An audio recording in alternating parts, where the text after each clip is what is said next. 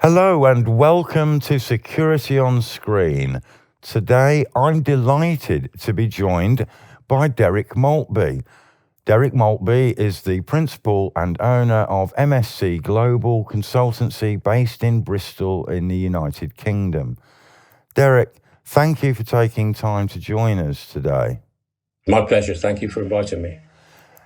Derek, I was interested to pick up on some of the detail that came out of your recent conference and event. The Surveillance Commissioner has stated that facial recognition can be used if you can justify its use. But what does that mean? How can it be justified?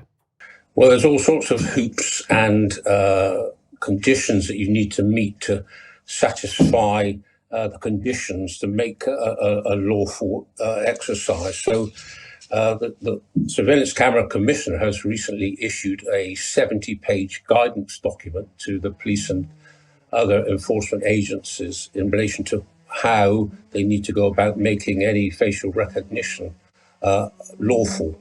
But what's interesting, and it came out in our event, was the fact that there is no such guidance for private organizations. So any non-state organization can adopt facial recognition without satisfying Data Protection Act and other criteria that the police and other agencies have to jump through. So what he has said is there's a gap there in the guidance, and there should be one standard for both private and state surveillance in that regard.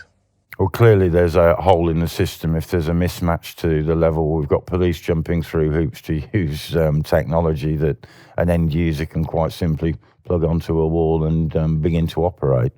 Well, exactly. And I read recently that I think it's a co-op who've introduced facial recognition in their stores in the south of England. So they've obviously consulted with their legal departments and people that advise them, but they have said, actually, it's to prevent antisocial behavior. People that may be guilty of theft or antisocial behavior previously in their stores perhaps are banned, but you don't know that they're banned until they're in the store and they're doing it again. So actually, I think it's sensible that they adopt facial recognition to prevent assaults on their staff.